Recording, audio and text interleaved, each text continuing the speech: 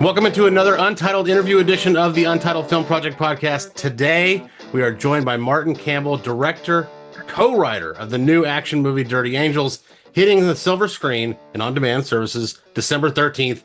Martin, thank you so much for doing this. It's just, it's awesome to be able to talk to you. It's a great pleasure. You've directed Casino Royale, GoldenEye, The Protege. These are action movies that deliver fun, adrenaline, and escapism for the audience. But Dirty Angels is an emotionally charged film that carries a much darker, heavier tone. What drew you to a project of this kind of heft? Well, exactly what you've just said, to be honest. It was kind of two things. One, it was a mission movie. Secondly, it was women. Thirdly, it has a backdrop which is very relevant, and it takes. We all knew when the Americans pulled out of Afghanistan. We're always hearing news about the Taliban. We know that the Taliban and ISIS have a civil war, so it's very relevant, really, to today. So, that sort of backdrop was obviously very intriguing, and the idea that these women are ideally suited for the mission, right, as opposed to men, given that they're having to deal with the Taliban. And because the Taliban treat women so atrociously, if you see what I mean, they're a perfect team, to possibly succeed in rescuing these schoolgirls. How tricky is it to make a movie like this that's so politically charged and there's all kinds of, maybe not controversy, but you know what I'm saying? Like, it's just you said it's very relevant, it's very topical right now. Sure. How difficult is it to make that as opposed to maybe a pure fiction? No different, to be quite honest. It's no different. I mean, obviously it's fiction. It is, but you're just you're using a totally kind of a contemporary backdrop to place the movie in. Difficulty, no different. Same. From a director's standpoint, when you help co-write a film like this, what are the advantages and maybe disadvantages of wearing both of those hats? Well, the point is, I wasn't a writer. I was just involved with the story. Oh, I see. I don't take away from the writing, because Alicia did a brilliant job on it, and I was simply with the story. I did a lot of work on the story. I did not write the script. That was her, and she did a great job. Is there still an element of, again, maybe not two hats like I phrased it before, but just the fact that maybe you're more intimately knowledgeable about the subject or what you want to see maybe early on before you even start shooting? What is that like for a director of your ilk? Well, obviously, you research it a lot, right? Number one, because you are dealing with a realistic backdrop. You have to, right? And you look at the credibility of it and so forth. How would they get into Afghanistan? Well, Doctors Without Borders front, if you will, was probably the only way they could do it. And they probably have done it because, on top of that, the credibility of the mission itself, how they can, all of that you kind of research as best. It is a fiction, of course it is. Sure, it is a movie. It's a kind of thriller. It's an action thriller and so forth. But you can to keep it as realistic as possible. You have to research it. Obviously, you have to research the Taliban, the ISIS, and so forth. You have to do due diligence on all of that.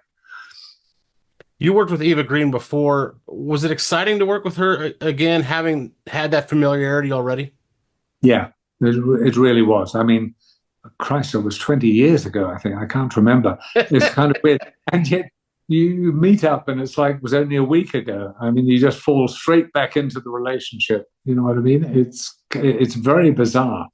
But and we fell straight back into it. And that was it made it so much easier.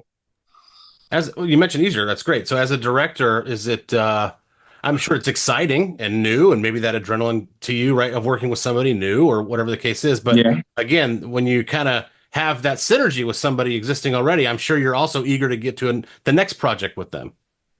Yeah, indeed. I mean, there's that, and also it be. I mean, her character's complex in the story. Yeah. No question about it. It's very complex, and so because I know her so well, and because I've directed her before, it was so easy to be able to sit down and look at the arc and go through all the scenes and talk about it. Do you know what I mean?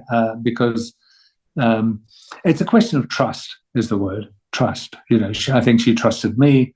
I obviously trusted her. And as a result, I think that's why it makes life so much easier. Who put a camera in your hand for the first time? How did you fall in love with cinema? Do you know what? Way back in the, I think I was in television in the late 60s as a television cameraman.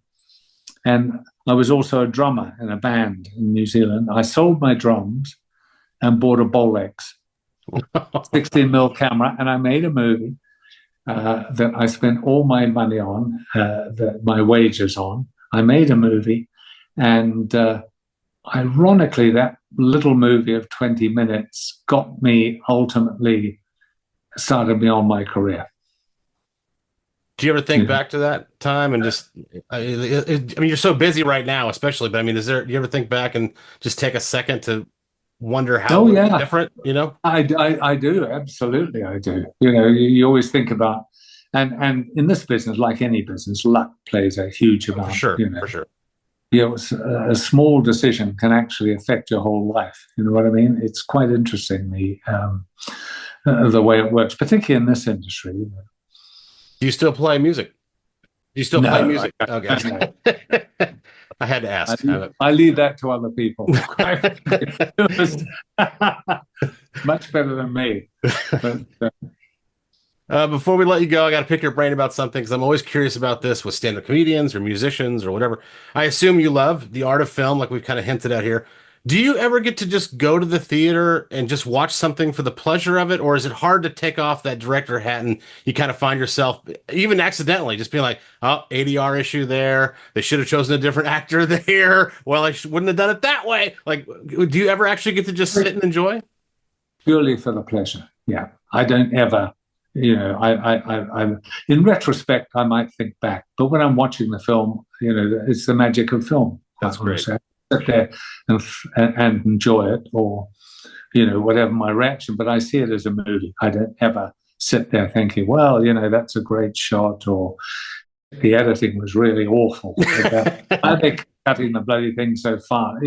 Never think that. I just sit back and eat the popcorn, watch the movie.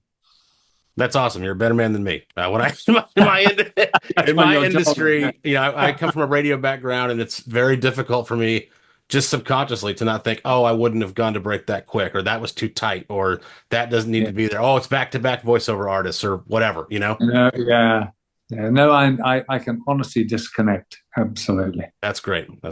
Head to the theaters and see Dirty Angels starting December 13th. Director Martin Campbell has been our guest here on the Untitled Film Project Podcast. Martin, thank you so much for taking the time. We really, really appreciate it, and we hope to have you on next time when Cleaner, starring Daisy Ridley, comes out. Yeah, that's the next one. Yeah, thanks very much indeed, mate. Appreciate it. Thank you for listening to the Untitled Film Project Podcast. To support the show, please rate, review, follow, and subscribe. Original music by Jeremy Schwartz. Special thanks to the Music City Film Critics Association. Editing and post-production by Jeremy K. Gover. Voiceover by Chad Bennett.